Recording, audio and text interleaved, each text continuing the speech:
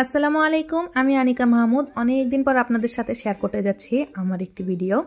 যদিও গত সালের ভিডিও এটি, আমার মাহিরা মাদিহার অনেক কাঙ্ক্ষিত পিজামা পার্টির ভিডিও এটি। মাহিরা অনেক দিন যাবত চাচ্ছিল যে তার বান্ধবীদের সাথে সে এক রাত্র থাকবে, এবং এটাকেই মূলত পিজামা পার্টি বলে, যেখানে বাচ্চারা সব একই রকম পোশাক পরে আরেক বান্ধবীর বাড়িতে থাকবে, খাওয়া দাওয়া করবে, খেলাধুলা করবে, অর্থাৎ তাদের সময়টা তাদের মতো করে এনজয় করবে।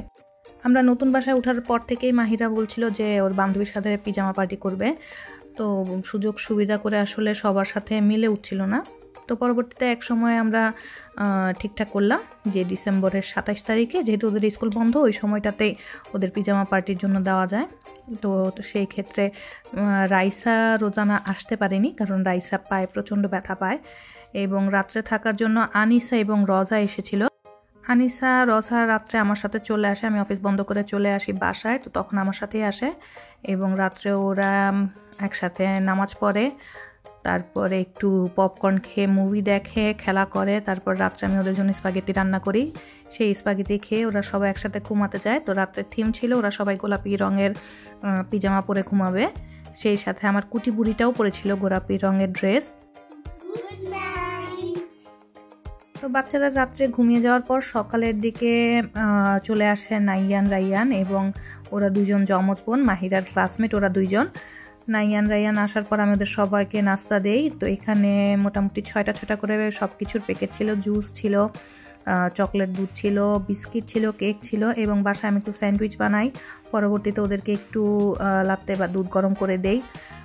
তারপরে এই তো খাওয়া দাওয়া শেষ করে ওরা সবাই আবার খেলাধুলা করতে বসে পড়ে। তো আমি টেবিলের মধ্যে এক্সট্রা আরও কিছু খাবার দিয়ে রেখেছিলাম, যাতে ওদের ক্ষুধা লাগলে ওরা এখান থেকে নিয়ে খেতে পারে।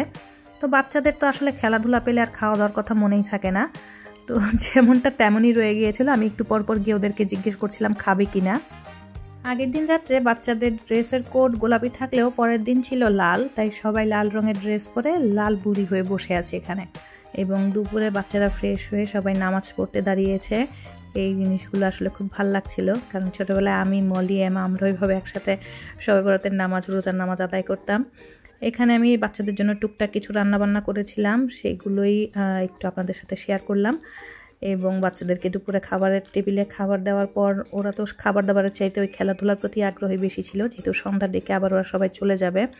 সেই সময়টাতে মাহিরার বাবা দুবাইতে ছিল, এবং আমাদের সাথে ছিল আমার ছোট ভাই। তা আমার ভাই তো প্রচণ্ড রাগান্বিত ছিল, এখানে মেয়েদের পার্টি চলছে, তাই বিকেলে আরাবি এবং আদিল আসার পর সে আরাবি আদিলের সাথে প্ল্যান করছিল এরপরের সপ্তাহে ওরা পার্টি করবে। তো এই ছিল আমার আজকের ছোটোখাটো একটা ব্লগ, যেটা বাচ্চাদের নিয়ে বানানো। আশা করি আপনাদের সকলের ভালো লাগবে। আমার ছোট ছোট এই বাচ্চাগুলির জন্য সকলে অনেক অনেক বেশি দোয়া করবেন, আল্লাহ তাআলা যাতে সবাইকে ভালো রাখে, সুস্থ রাখে। আপনাদের সকলের জন্য একই দোয়া রইল। আজকের জন্য এ পর্যন্তই। আল্লাহ হাফেজ। আসসালামু আলাইকুম।